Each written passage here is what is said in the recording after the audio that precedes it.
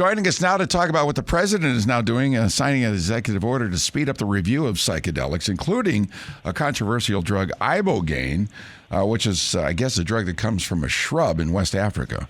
And it's supposed to have some pretty good benefit. I don't know if that music comes with it, but joining us now to talk a little bit more about this, Shane Leonard, who's an addiction expert. Shane, when I saw this, I thought, okay, RFK Jr. is probably involved with this, and they're going to try and find the good in these psychedelics to help people with medical issues. But the first glance at this, I'm thinking, what is the president doing? We going back to, Jefferson's Starship and the airplane, Grace Slick and one pill, go ask Alice.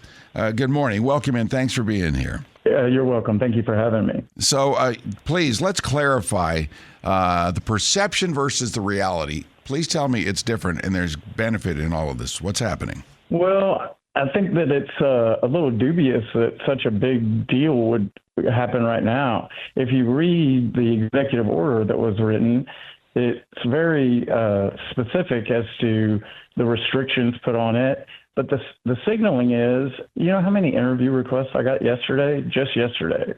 And they were all over the place when it comes to, okay, well, when are you going to start? When are you going to deploy ibogaine? And when are you going to start offering this therapy? And we're not. We're just not going to do that. So what is the benefit of ibogaine, and what is the function and the potential reason to even consider doing this? Will it help with addiction? Well, you have to prove that to me. I mean, if you prove that to me with evidence-based results and outcomes, then I'm willing to look at it. But it's just not what we do. We work with evidence-based, proven modalities of treatment.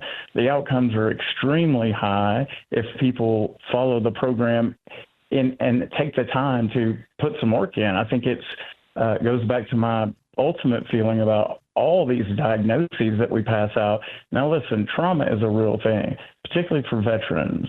So if there's some benefit for them in that, I'm talking about for mental health issues, not addiction. You can't treat addiction with an addictive substance. It's like saying you come to treatment for alcohol and you're going to drink your way out of it. It doesn't work like that. Yeah.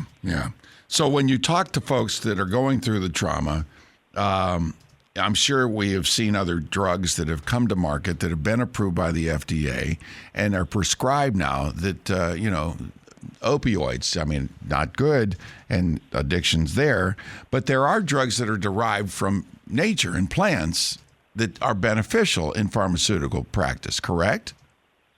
Absolutely. Highly successful drugs. I mean, opiates have their proper place. Right. There is absolutely no substitute for it when you're having a major invasive surgery and recovery from that. And it's plant-based. Penicillin is nature-based. So is that the intention of the president and RFK Jr. to start looking at some of these things and maybe derive the benefits out of them, just like those drugs you just discussed? Absolutely. I think that's a reality of it. I don't think that was the intent of it. I think the intent of it was to kind of grandstand a little bit and get everyone excited about another drug, the miracle pill that everybody in addiction is looking for. Yeah. And it's more. There's more to it than that. It's a very nuanced, terrible illness, and it requires the person to take some accountability at some point. So are you on board with this decision by the president and RFK Jr. to explore the potential good out of it? Here's what we do. When people come to us and they want to stay on medically assisted treatment as maintenance, we just refer them to somebody that does that well.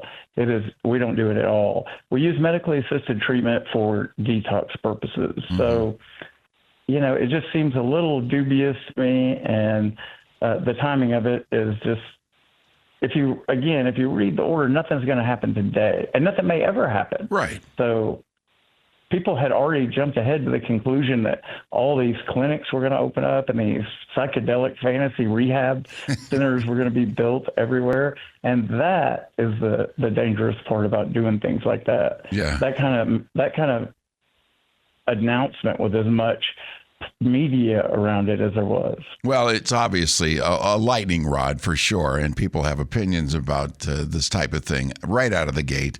And I don't think, anybody was really considering, having to go buy another blacklight for a velvet poster of Jimi Hendrix to hang on their wall. I don't think that, that's going to happen here. But I'm with you. I think there can be benefit from, exploration in areas that, could produce some help for some people. So, well, I really appreciate your insight on this, Shane Leonard. You make some great points too. Yeah, let's not jump into another drug to take care of my drug addiction.